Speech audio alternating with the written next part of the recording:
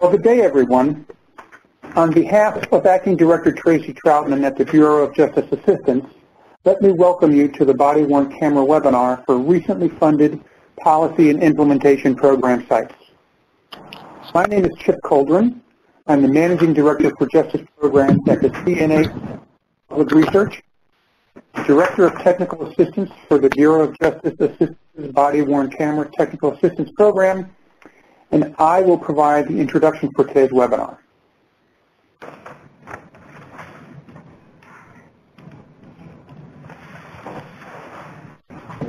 Today's webinar focuses on the important information that new BJA body-worn camera grantees need to know in order to implement their program successfully and have a smooth grant administration process. We like to think of this as the Body-Worn Camera 101 course for new grantees. Today's webinar is to get you oriented and on the right path for the grant program. You will be introduced to the grant team at BJA and the technical assistance team from CNA. We will talk about our respective roles and how they complement each other. We recognize that the grant process can be daunting, and we are here to help you and communicate with you today and set the course for the next 2 years. We hope you understand and learn today that our primary interest is your success. Success in policy development, success in camera deployment, success in body-worn camera program grant administration, and success in terms of positive outcomes for your agency and your community. We simply want to be helpful to you all the time. The body-worn camera PIP team you will hear from today includes John Markovic, Senior Policy Advisor and the Director of the Policy and Implementation Program for BJA, Lauren Troy, a State Policy Advisor for BJA, myself, Dr. Mike White from Arizona State University. Mike is the co-director of the Body-Worn Camera Technical Assistance Program, and Dr. Craig Uchida, President of Justice and Security Strategies, another one of our partners in the Technical Assistance Program. Following some opening remarks from BJA and an overview of the Body-Worn Camera Policy and Implementation Program, you will be introduced to members of the BJA team and learn the essential elements of BJA grant administration processes and requirements. Following that, we will introduce several members of the CNA team, including representatives from Arizona State University and Justice and Security Strategies. Then we'll review technical assistance resources available to you. We need for this information to be helpful to you, and we encourage you to ask questions of us if anything is unclear or if you need further explanation. As I said before, our goal is your success. I do ask you to please save your questions for the end of the webinar. We thank the Bureau of Justice Assistance for its investment in the Body-Worn Camera program, in the Body-Worn Camera toolkit, and in a range of technical assistance resources and opportunities for agencies implementing body-worn cameras. The Bureau supports state, local, county, and tribal law enforcement agencies in many, many ways, and we are grateful that they do. Thanks also to John Markovic, Stephen Fender, Dominic Burton, Denise Rodriguez, Mia Hicks, and others who helped bring this webinar together. Now, please permit me a few other comments.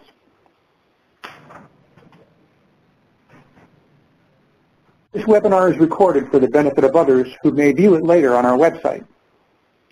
There will be opportunities for questions at the end of the webinar, so please make your thoughts and questions known. I can assure you that others will appreciate hearing what you have to say. If you think of a question or comment during the webinar presentation, please use the chat utility to the right of your screen, and we'll do our best to respond to your input. Following the webinar, you will receive a request to evaluate it. Please complete the evaluation and please give us your honest thoughts and recommendations. And please let us know what other topics you think we should cover in future webinars. Now, let's have Dominique go over a few technical details. Then we'll proceed to the discussion led by BJA regarding the grant process, followed by a discussion about CNA's role in supporting grantees as a training and technical assistance provider. Let's hear from Dominique now. Thank you, Chair. Welcome to the webinar. For the benefit of others, we ask that you please make sure that your phone is on mute by pressing *6. And when asking a question at the end of the webinar, you may unmute by pressing #6. If you are having any technical difficulties, please message me or using the chat utility to the right of your screen, and we will try to help you to the best of our ability. If you have a comment or question, please use that chat box to message me, and we'll do our best to respond immediately. Yet if we were unable to respond to your question, we ask that you please email them to bwctta@cna.org so we can get you the information needed at the end of this webinar. Thank you for joining us today. And John, I'll send this back to you. All right, thanks, Dominique. And Chip, I want to thank you for kicking off the webinar. Before I turn things over to my colleague Lauren Troy, I briefly want to give you an overview of the BWC PIP program and reinforce some of the things that Chip said. Just as a way of background, BJA has supported the body-worn camera policy and implementation program, BWC PIP, since 2015, the fiscal year. To date, we've funded BW's awards to over 260 agencies for a total of over $58 million, which will result in the implementation of over 52,000 cameras across 48 states and territories. We're here today to learn the essentials of the BWC PIP program. Most of you on the phone call are among the 80 fiscal year 2017 grantees. Now, we understand that those of you on the call may play different roles and have different levels of experience with federal grants. Some of you may be sworn officers who are in charge of implementing the body-worn program in the field. Some of you may be grant administrators, and some of you may be chiefs or sheriffs from small departments who are acting in both capacities. We'll be patient and we'll walk you through this, and we'll, throughout the course of this, we realize you'll all have different levels of experience. Some of you are very grant savvy, and some of you may be totally new to the grant process. Our goal, as Chip says, is to help you today in this webinar and in the ensuing 2 years. Today we'll lay the preliminary groundwork for your next 2 years. We expect that you'll have questions as the process unfolds and become accustomed to the process. You should never hesitate to reach out to BJA or CNA to ask for questions. As Chip said, again, we're here to help. I'll briefly introduce our grant team here, and we'll discuss our role, how it's distinct from and complementary to the role that CNA is going to play as the TTA provider. Again, my name is John Markovic. I'm the Senior Policy Advisor and the Program Lead for the BWC PIP program. Stephen Fender is our Division Chief, who is in charge in the Programs Division, really overseeing a lot of the administrative elements of the grant. And working with Steve are the 3 state policy advisors assigned to the BWC PIP program. So all of you will be assigned one of these individuals to work primarily with you. They are Gerardo Velasquez, Elaine Faustin, and Lauren Troy, and we'll hear in a little bit from Lauren. Basically, sort of as a thumbnail sketch, all questions regarding administrative and fiscal elements of this award should be directed to your state policy advisor, so the 3 people I just mentioned. Now, for your policy development and review, which is an essential element of the program, you'll be assigned a point of contact from our training and technical assistance provider. So you should be working with them on that and other TTA matters.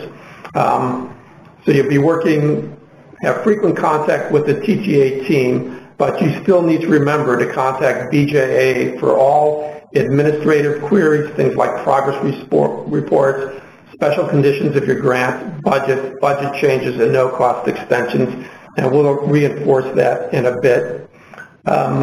Again, here are the name and contact information for your state policy advisors. You'll be getting contact from them. I wanted to familiarize you with them. And briefly, these are the BWC State Policy Advisor assignments by state.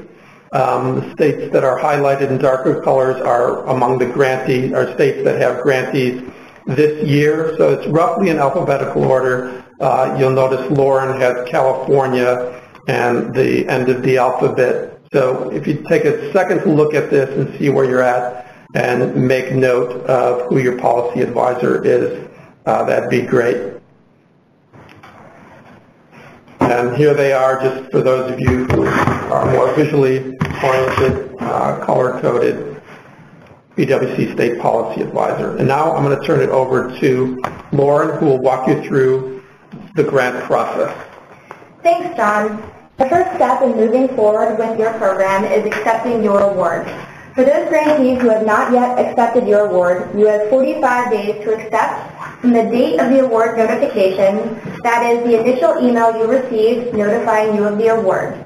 Once you receive your award documentation has been signed by your authorized representative, you will then email those documents to acceptance.acceptance@ojp.usdoj.gov.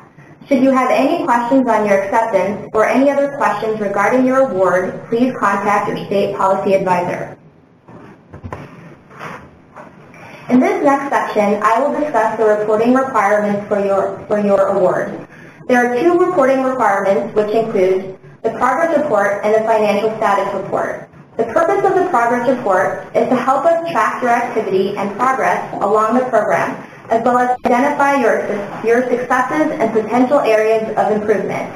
This report will be completed in the Performance Management Tool PMT system and submitted through the Grant Management System GMS, which will be discussed in detail a little bit later. It is important to note that while performance measures are submitted quarterly into the PMT system, the narrative questions will be submitted into GMS semi-annually. The second reporting requirement is the financial status report, in which you will report your financial activity for the previous 6 months of your award, and that includes your matching activity as well. This is submitted into GMS and due quarterly. This slide illustrates the detailed reporting schedule for the financial status report. As discussed, the performance measures and data is first completed in the Performance Management Tool system, which is a separate system from GMS. As you may recall, GMS is the system you use to submit your application materials. After you complete your data in the PMT system, you will then export your PMT report as a PDF file where you will log into GMS to submit. Please note there will be a separate PMT webinar held in December for in-depth training and guidance on how to use the system in completing your report. For the progress reporting requirement, it is important to report your data as accurately as possible. As mentioned earlier, this is a great opportunity for your agency to illustrate your program successes and to provide us with status updates on your progress. In this section, I will discuss your award special conditions. There are two types of special conditions listed in your award document. The first type is your standard special condition, and here I will highlight two of them as they are important special conditions to note. The first standard special condition for all grantees is the completion of the OJP Financial Management and Grant Administration training, which is required to be completed by all point of contacts and financial point of contacts listed in GMS for your award. The second standard special condition to note is the body-worn camera policy, in which the grantee is authorized to obligate, expend, or draw down funds in an amount not to exceed 10% of the award for the sole purpose of developing the body-worn camera policy. For this particular special condition, you will work with your PTA lead from CNA on completing the policy review scorecard. In most cases, your policy review scorecard will be approved by BJA after being recommended for approval by CNA. The second type of special conditions listed in your award document are programmatic special conditions that contain a withhold of funds. This can include special conditions listed for missing documentation from your application package. You are encouraged to work with your state policy advisor to clear these special conditions. Next, I will discuss Grant Adjustment Notices, or GANs. GANs are submitted by the grantee in GMS should you require any programmatic changes to the award, which can include changes to the point of contact, budget modification, project period, and sole source requests. The grantee will initiate the GAN in GMS, where BJA will review the GAN and any necessary supporting documentation. To note, in this process, during our review, we may request changes to the GAN or revisions to the documentation if necessary. It is also helpful to note that the GAN requires multiple levels of approval from BJA. A helpful link is included below which provides step-by-step information on how to submit a GAN in GMS. For budget review and approval, please note all grantees must have a BJA-approved budget before any expenses can be obligated. If you are unsure on whether or not you have a BJA-approved budget, you can reference the special conditions listed in your award documentation, or you can contact your state policy advisor to begin the review process. Please note all costs must be allowable based on the body camera program and are on a reimbursement basis only. As a reminder, storage expenses are not allowable using federal funds, but is allowable using your non-federal matching funds. In this next section, I will discuss your matching requirements. As outlined in the initial solicitation, all awards require a 50% match, which can be in cash or in kind, and can be met using any allowable expenses. Please ensure all documentation is maintained for matching expenses as they would be for federal expenses. An important reminder to keep in mind is when considering personnel hours as part of your body camera project, please ensure that local funds are not supplanted with federal funds. Now I will provide a brief overview on procurement. As a reminder, all procurement transactions must be conducted in a manner to provide the maximum extent of practical, open, and free competition. Grantees should follow their local or state guidelines for procurement. And in particular, when choosing the specific processes for bids, timelines, and scope, you may use your local or state guidelines as long as they do not contradict federal regulations on procurement. For certain circumstances that may call for sole sourcing contracting, you must receive advance approval from OJP to use a non-competitive approach for procurement contracts that would exceed the simplified acquisition threshold of $150,000. For those sole source contracting that does not exceed the $150,000 threshold for approval, the grantee should still follow the OJP financial guide requirements. Here's a list of some helpful resources that you can reference throughout your award. And now I will turn it over to CNA.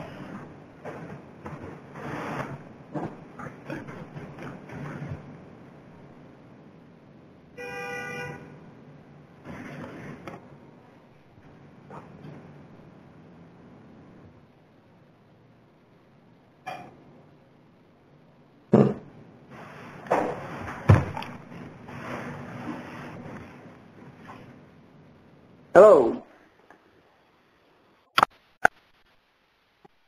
Dominique, has this been sent back to me? Yep. Yes, we can get. Thank you very much.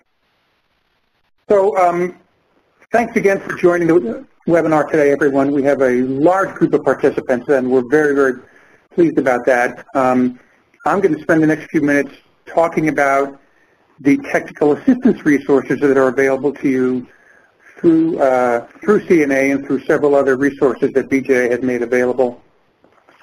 Tell you a little bit about some of the team members on our side that are working on this and how we will begin the process of engaging with your sites and identifying for you the type of resources that will be most helpful to you.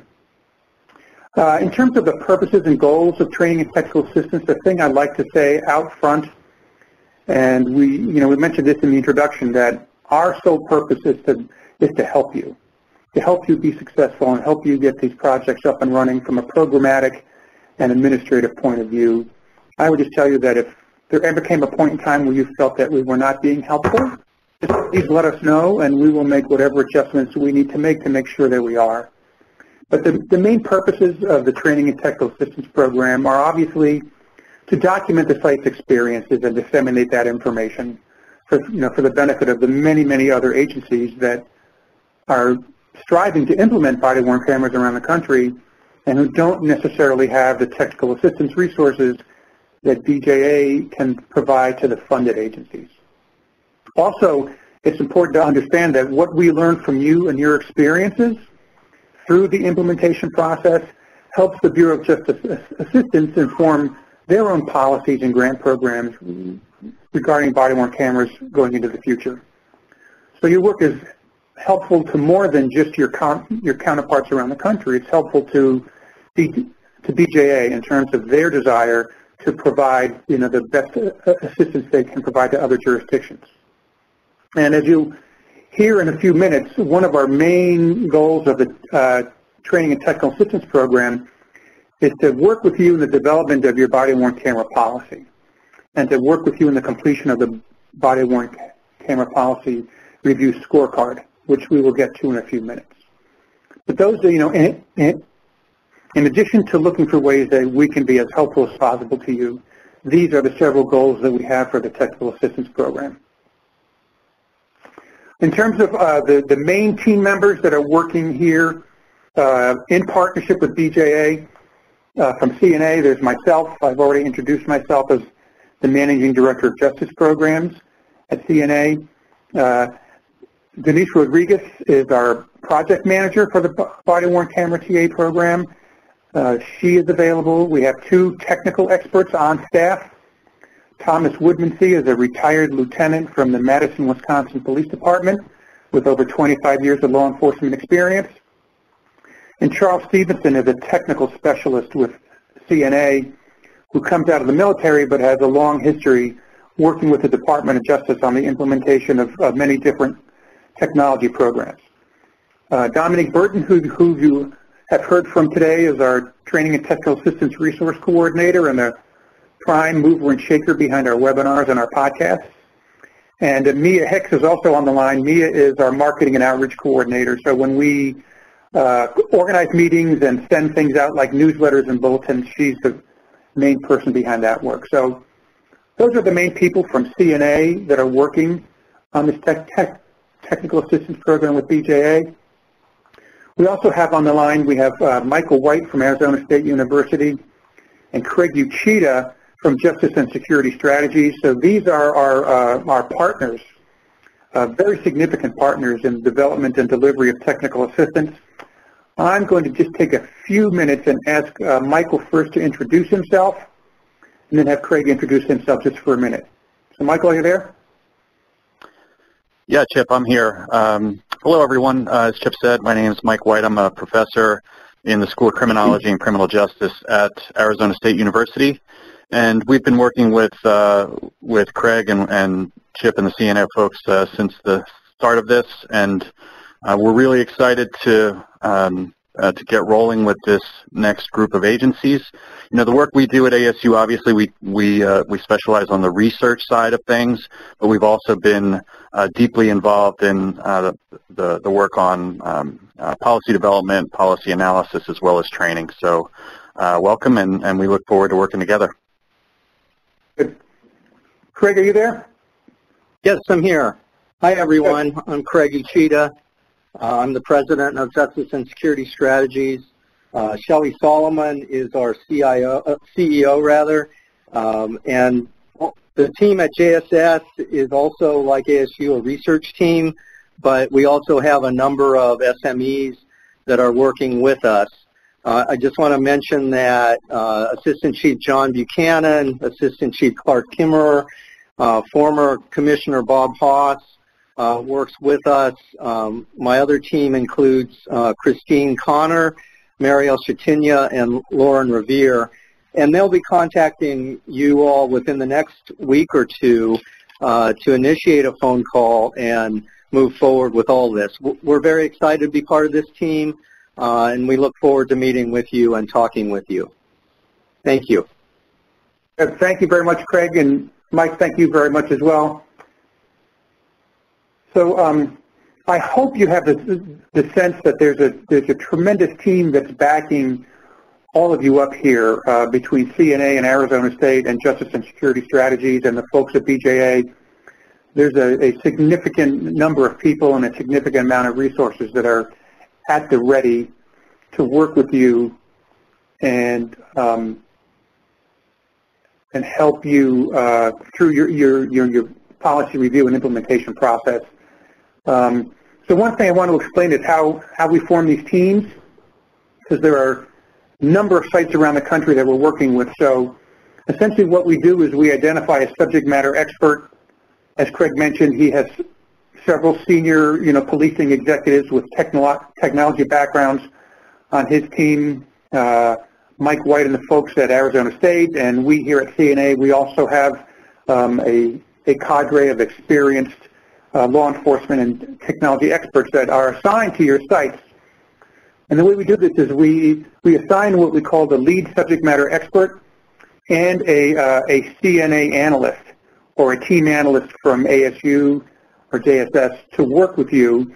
Each of those teams will have a group of about 8 to 10 body-worn camera sites that they're working with, and their goal and their aim is to establish contact with you, engage in a dialogue, learn what you're doing and how you're going about it and what kind of progress you're making. So over the course of several conversations, typically they're bi-weekly or monthly conversations, they learn enough about what you're doing and what you're experiencing, and you spend enough time with them on the phone to develop a level of comfort and dialogue that when issues come up where some outside assistance may be helpful to you, you feel comfortable in talking with our team members about that. And once they engage in conversation with you, it's their job and it's their aim to identify how they can be helpful and how all the resources we have can be helpful to you.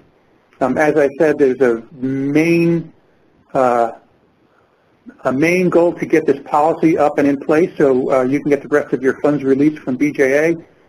I'm going to turn that over to Mike White for a discussion in just a little bit. But all of these people are available to you, and if you have a subject matter expert assigned to you, for your dialogue and your conversations, and you have a technical assistance need that comes up that is not that person's expertise, well, then your SME will just help you find the person that can help you.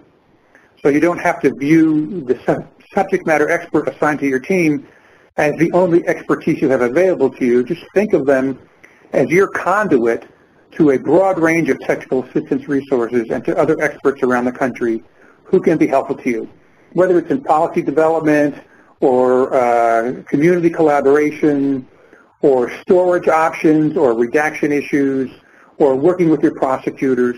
We have experts in all those areas and more that can help you, and it's the subject matter expert and analyst assigned to your team will be engaged with you in regular conversation, but they will help you identify any and all resources that will be the way. So there's a process that we go through. As Craig mentioned, within the next week or two, you will be contacted by your analyst and your subject matter expert to have that initial conference call. So we'll just establish some introductions, get to know each other a little bit, and immediately start talking about the policy development process and the policy scorecard. And then as you work through the scorecard and the policy review process, you can see on the slide here there are a number of other areas in which we can offer assistance at any time during your grant process, whether it's in that policy development or training issues related to body-worn cameras. We have some helpful materials in terms of templates for how to put together a call for bids, community collaborations and partnerships. So all of this and more is available to you. It's very easy once you're in dialogue with your subject matter expert and your analyst to make the request for technical assistance. You can submit the request or they can submit it on your behalf, and there's a template and a form for that.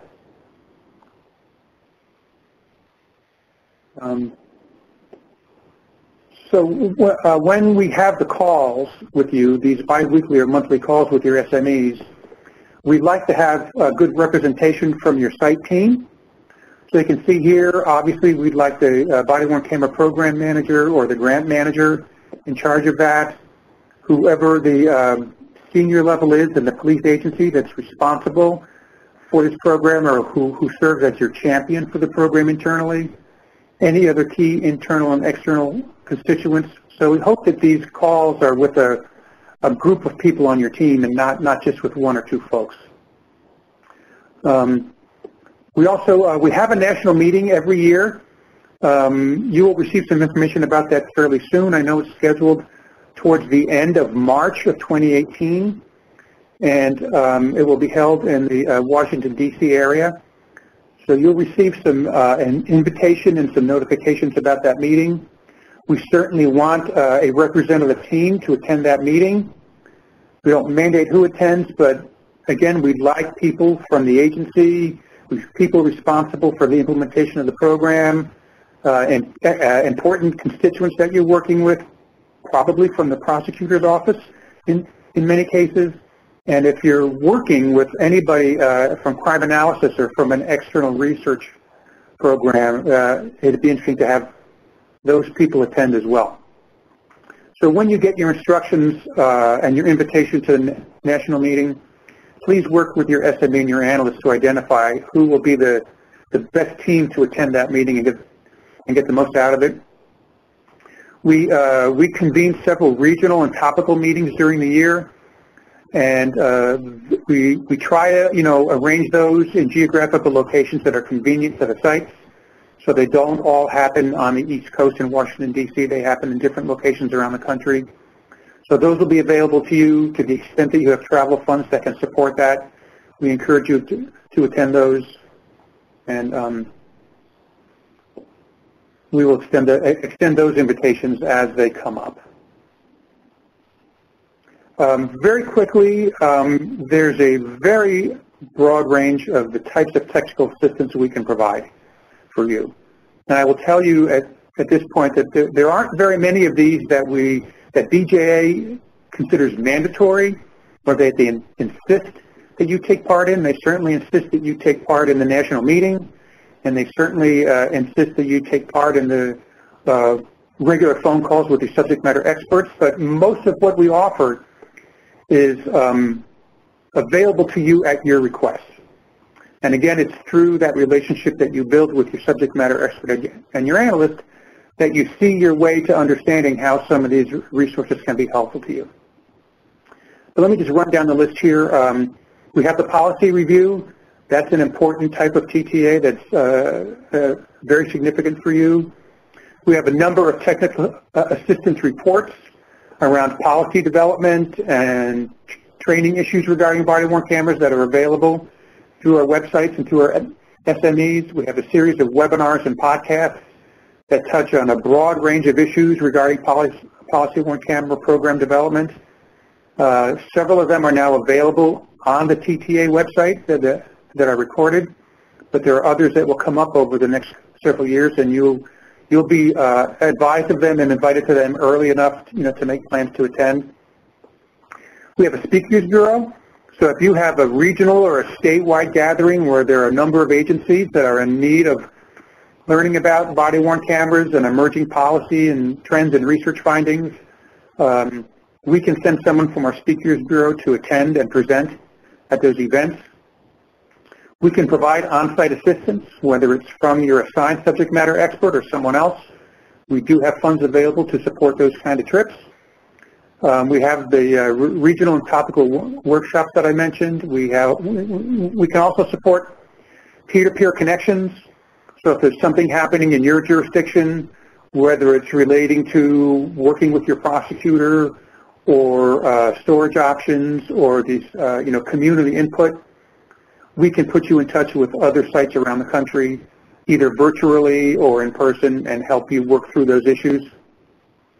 We have very informative weekly newsletters that come out that touch on many topics related to body-worn cameras. We have in-view commentaries from experts around the country. that are posted on our website and are available. We have a number of resources available through our website, through the toolkit, and also through the body-worn camera technical assistance website that you see listed here. So again, there's a pretty broad range of resources that are available. Most of them are optional. We strongly suggest that you use them. And as we engage with you and learn more about what's happening at your site, we will be in a much better position to make some recommendations to you regarding what would possibly be helpful. Again, in most cases, they're recommendations. They are not mandatory, and we just encourage you to make use of these resources. I've mentioned the policy scorecard several times. I think many of you know that this is your first major task in terms of getting your program up and running and getting access to the full amount of funding that the Bureau has awarded you. So I'm going to ask Mike White to step in again and just take us through the policy review scorecard process for a few minutes. Michael? Okay, thanks, Chip. Everyone, as Chip said, this is going to be one of the first and really one of the most important parts of the process that you go through.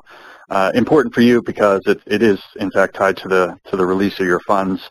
But it's also, we believe, incredibly important to just have a really solid, comprehensive body-worn camera policy. And that's what this review process is all about. The centerpiece of the review process is the scorecard.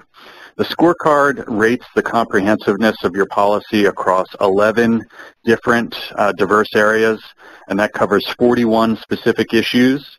The scorecard, it's pretty basic in terms of how it's laid out. It's basically an Excel spreadsheet, and I said there are 11 areas. So on this slide, you see the policy development area, and basically there's a statement or a question, and then you get scored on that. You get either a 0 or a 1. You get a 1 if your policy covers that. So for example, the second one down, did the agency review other agency policies on BWCs? No or yes. Excuse me. The other thing you'll notice is that there are a handful that are in red. There are 17 specific policy issues that have been deemed to be of such great importance that they're mandatory. They have to be covered in your policy. So basically, this is a very collaborative process. You'll be working with your subject matter expert. It's not adversarial at all. As you've heard several times, our primary objective is to facilitate your success, and that includes this very important process. In order to pass through this process, basically you have to get an 80% or better, and that includes a 17 out of 17 on those red mandatory items. So you don't have to be 100% perfect, but there is a threshold that you must pass. The other thing that we like to point out is that this particular scorecard rates the comprehensiveness only. It's not prescriptive, it's not directional, and what we mean by that is we're not telling you what the specific language has to be in your policy on a given area. So one example I like to use to illustrate this is citizen notification. Do your officers have to notify a citizen that he or she is being recorded? And on our scorecard, that is a red item, so it's deemed to be a mandatory item. But basically what it says is, does the policy provide guidance to officers on citizen notification? Yes or no? What that guidance is determined by you and your local stakeholders, both in the department and outside of the department. So, for example, you may choose to have guidance that requires your officers to notify. They shall notify citizens. Or you can recommend it, or you can simply say in your policy, officers are not required to notify. Those are three very different ways to handle this important issue of citizen notification. All three of those would get a 1 on the scorecard, because remember, the scorecard is just about comprehensiveness. Are you giving your officers guidance? You determine locally what the specifics of that are. So that's a brief overview of the scorecard. I will say it is publicly available, so you could go onto the TTA website and you could pull it down and you can take a look at it. You know, we do realize that departments are at different stages. Some will be starting from scratch with a body-worn camera policy. Others may have a good draft going already. So again, this is going to be a collaborative process between you and your subject matter expert over the next month or two to get you through this process so you can move forward. So that's it on my end, Chip. I'm kicking it back to you. Excellent, Mike. Thank you very much. And just let me say at this point that I thank everybody for their patience during this webinar. I know we're providing you with a lot of information and a lot of details, and I promise you we will have other times as we get into our phone calls to go over this information in more detail, but appreciate your patience with us. I want to mention a few upcoming events. So we have some webinars coming up regarding the important issue of monitoring policy compliance with body-worn camera policies. There's going to be a webinar to help you get through the performance management data submission that you're responsible for BJA. Another important webinar on working with prosecutors. We find in many jurisdictions that the prosecutors are not as up to speed and not as aware of body-worn camera issues as law enforcement is, and so we make a special effort in our technical assistance to reach out to prosecutors and help them get up to speed on this technology. We've had a request from several sites to have a webinar dedicated to how a local site and a local department can do a good job of garnering officer interest in the body-worn cameras. We tend to have, varieties of interest depending on the site and the circumstances. So we'll devote a webinar to that.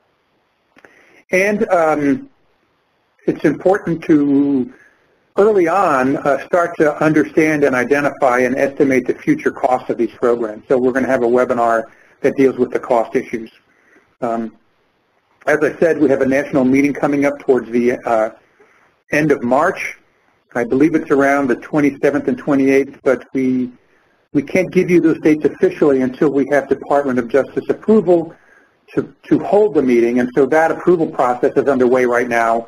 We expect to hear from them sometime soon, and then we'll get information out to you as quickly as we can regarding the dates of that meeting and the location, which I believe, as I said, will be right near the Washington, D.C. area. And we will have several regional and topical meetings that we will post up on the schedule for you. We don't have those dates right now.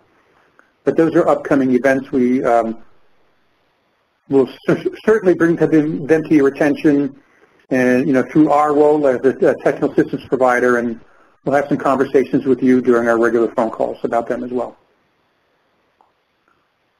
I think that's it from me for now. I'm going to hand this back over, I believe, to John Markovic to start to wrap things up. Thanks, Chip. I just want to reinforce some of the things that were said and talk about agency roles and tasks, meaning CNA, BJA, and your agency as the grantee. So we're going to say it again, but BJA and CNA are here to help you. We know that this can be a daunting process. Our roles are definitely complementary. We work together hand in hand. We're in communication every day, but it's just important to remember that there are some distinct roles. Your BJA state policy advisor should be your point of contact for all grant and administrative fiscal matters. You will be talking to and working with CNA on your policy scorecard, which will lead the way for the release of 90% of your funds. But really, if there's any questions about money, budget change, and so forth, it should be your BJA policy advisor, not your CNA point of contact subject matter expert. Certainly you can talk to them and they'll direct you, saying it's not my area, you should be talking to Gerardo, Elaine, or Lauren on that, our state policy advisors.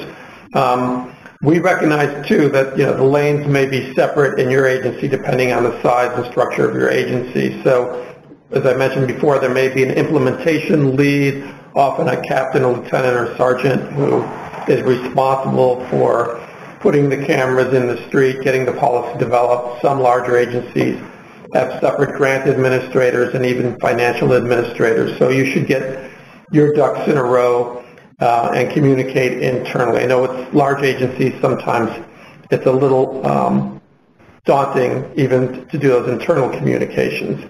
So I'm going to wind up with a few slides here on where you should go with key questions. So anything to do with your policy guidance, your scorecard, you need tips on working with the prosecutor, you want to find a good training resource, the CNA TTA provider will work with you on that. For things like budget modifications, clearing the special condition on whole funds, whether that's, you thought you had your policy approved by your policy scorecard approved, you're still waiting for your funds, you call us on that. To talk about what are allowable expenses on both the match and the federal side, I should be calling our state policy advisors on that. Just some things to keep in mind as you move forward. As I alluded to before, you should identify who your key players are and what their responsibilities are. Communicate often, be clear on who your policy advisor is, have their name and contact, and similarly, your CNA, TTA lead, and analyst. And once again, never be afraid to reach out with questions to either CNA or BJA. And while you're teeing up your grant, you should be contacting those outside your department who are your collaborators. So obviously, Chip alluded to it, the prosecutors play a key role. For some state agencies, there may be other equivalents like your state attorney general. They're going to be responsible for dealing with the footage of your body-worn cameras, and they'll be involved. They should be involved in developing your policy. You're probably going to reach out to community stakeholders, other criminal justice people. Think about how to engage them in policy development. Reach out to CNA for suggestions there. And as Chip alluded to also, work with your neighboring agencies that use BWCs. Look to CNA to put you in touch with peers who may be dealing with some of the same issues whether it be the same vendor or whether it be some particular issues of maybe dealing with prosecutors who are reluctant to engage. There are a whole host of issues. Here again are the resources. We have a body-worn camera toolkit. We have a getting starting guide within the toolkit. We've got the TTA website. You have your subject matter experts. There's a place to email for TTA requests and communications. We've got a series of podcasts. And finally, we've got the federal procurement guide. All these are available to assist you. And I think that's it. Dominique, I'm going to turn it back over to you. Great. Thanks so much, John. I know we had one question that came in. Are agencies allowed to use a draft policy during this process? John, you want to answer that? I think I have an answer for that that would be generally agreeable. Okay. It's hard to know exactly what the draft policy looks like. I think we recognize that we have all sorts of grantees. Some of them are continuation grantees, so they may already have a body-worn camera program or they're expansion grantees, and they may already have a set policy. I think we'll be adaptable in those, but we even have a few returning grantees. So I think, working with the draft, we want to meet you where you're at. To the points that Mike referenced on the body-worn camera scorecard, I think we want to still make sure that you've been attentive to all those issues and fill in the gaps. But if you've got a head start and have a draft policy, we definitely want to work with you if you have something and meet you where you're at. So, Chip, do you have some other insights on that? Yeah, the only thing I would add is that the key to the policy review process with this technical assistance program is that it triggers the release of your funds. So, you know, as John suggested, I can imagine several scenarios where there might be a prior policy in place or a draft policy in place. You know, quite honestly, we find that these policies change, I wouldn't say all the time, but they change with some sense of regularity. So if something is in place, that's fine. It's important to engage with your, with your team to get that policy review going. But whatever you have in place, it's this next review process that'll trigger the release of your remaining funds on the grant. So that's an important thing to keep in mind. I think, yeah, Chip, this is Mike. Could I? Yeah, please, Mike, go ahead.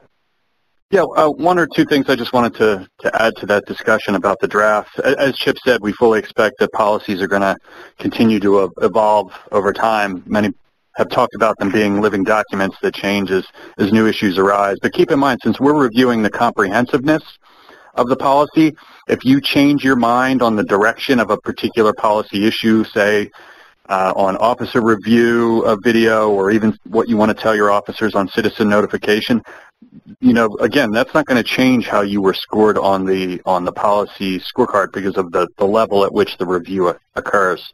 And the other thing I will say is, as part of the scorecard, we do capture the timestamp that's on the policy at the time it is reviewed and approved, so that we can keep track of that. So again, it's an iterative process, and there's recognition that you're going to get through this hurdle, and once you do, you get your funds, and then beyond that, then you know the specifics of the policy could change.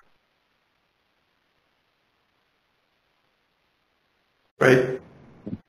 Great, thank you. We have another question. Are sub-recipients required to attend the national conference as well as one regional conference? The sub-recipients are required to attend the national conference. Yeah, the regional is not required, and as we said before, we're hoping to make those this year more so than we have in the past, truly regional. So you know, travel won't be as extensive as they'll be meeting closer to the agencies. Hopefully, we have some clusters of agencies that we want to take advantage of and have regional meetings organized around those agencies. But the sub-recipients are indeed required to attend the national conference. Yeah, and if travel funds are concerned, it's an allowable federal expense or match expense as part of your program as well. Great, thank you for that. I know we had a couple of people ask if this information is going to be available. It will be available on our website on Friday. It'll be uploaded, so you will get all this information again, and you'll get an email as well. As both Chip and John mentioned, we'll have multiple webinars that talk more in depth about the topics in which we cover today as well. Do we have any other questions from our participants?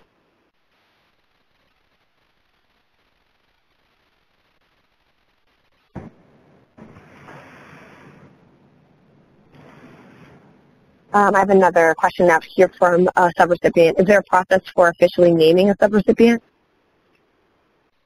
No, the subrecipients should have been named as part of the application process. So just to clarify for those who are not familiar with the grant language, so most agencies, the great majority of agencies, applied for themselves. We had some agencies, either one law enforcement agency partnering with another, one or more law enforcement agencies, might be a sheriff's department, who wrote the grant but listed several municipalities within the county as subrecipients. So they would have to attend. But all the subrecipients should have been predetermined.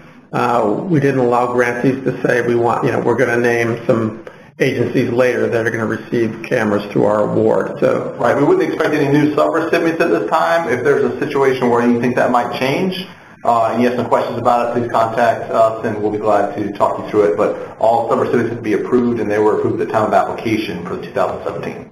We do recognize that sometimes that changes, and we would deal with that as an administrative issue through your state policy advisor. And probably Stephen and I weighing in on that. Good question.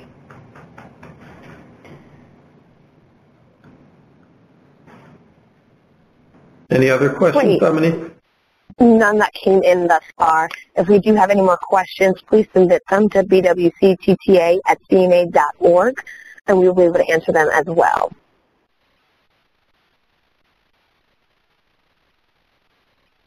Great. Well, thanks, Chip and Denise, for setting up the webinar. And again, as we all mentioned probably 4 or 5 times, don't hesitate to reach out with questions.